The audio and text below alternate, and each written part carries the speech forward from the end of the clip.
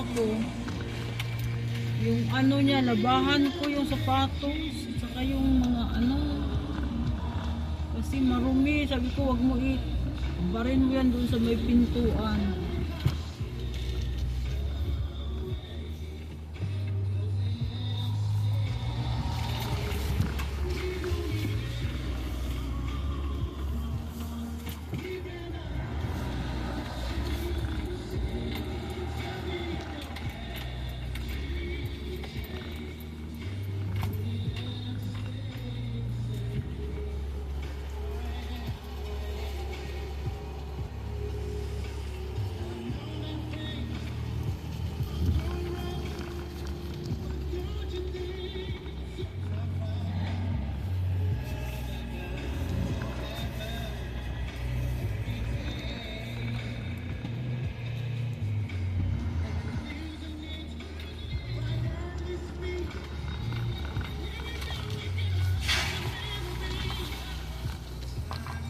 Murong pa niya kasi yung truck.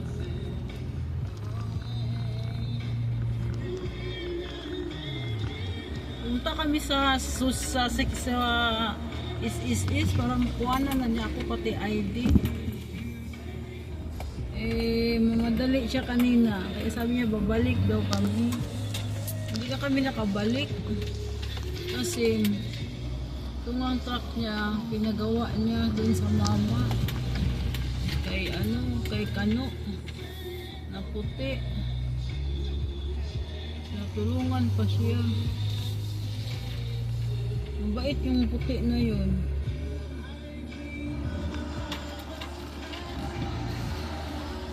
Iwan ko kung kaya ko mag-drive sa labas. Naka-drive na ako doon pero ayaw ko mag-drive mag-isa.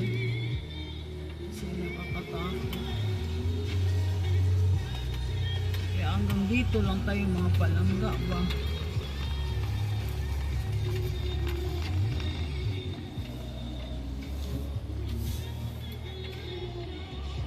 Nag-drive ako dati sa amo ko ng mga bata. Kaya lang matagal na yun. Kaya wala naman tayong sariling sasakyan. Kaya hindi naman natin maano.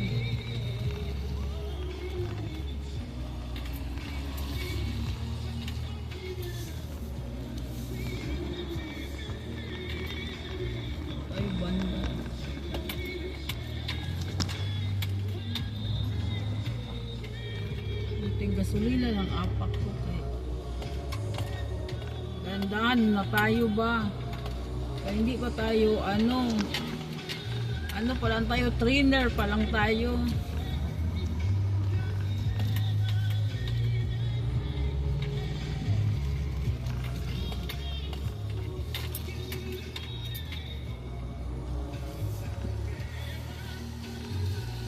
Sabi ni Kano, turuan daw ako na mag-drive.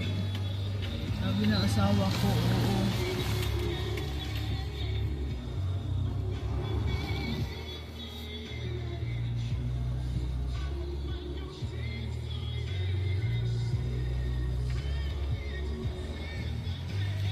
Ubos gasolina na ko kay ikot.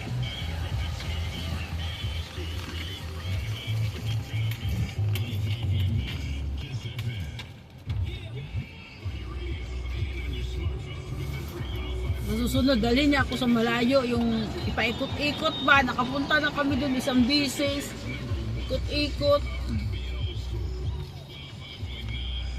Malaki yun, tapos yung yung dagat yata yun, ang laki. Sabi ko, pwede ba daw mag-fishing?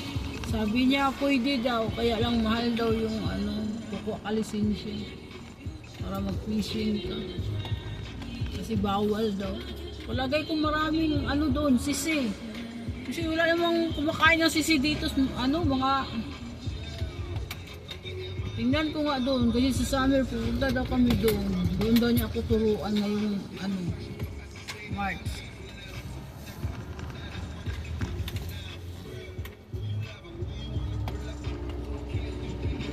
Pinuntahan namin ba, maganda yung mga bahay.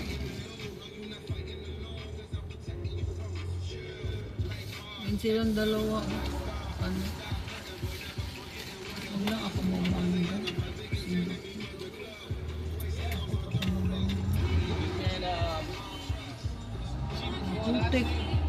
daming tubig dito.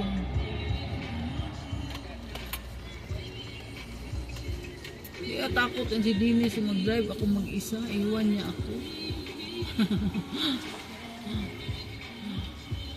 Gusto niya ako matuto talaga.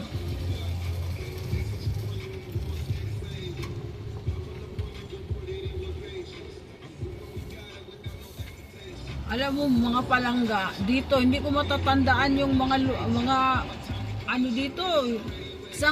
Isang buwan ako mahigit, magdalawang buwan na ako pero hindi ko tanda yung pasikot-sikot ng lugar.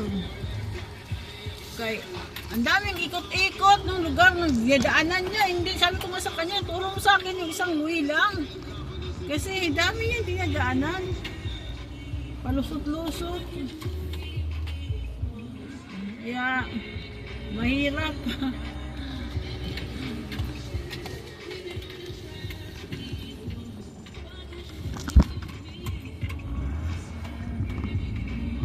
Dito tayo banda kay malalim dyan ang ano. Ayan.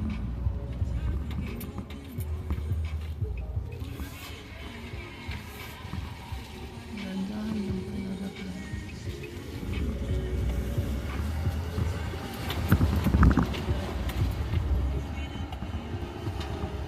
Para matuto tayo.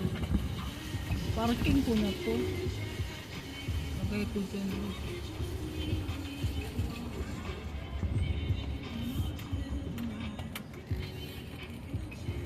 Maubos sa akin ang gasolina.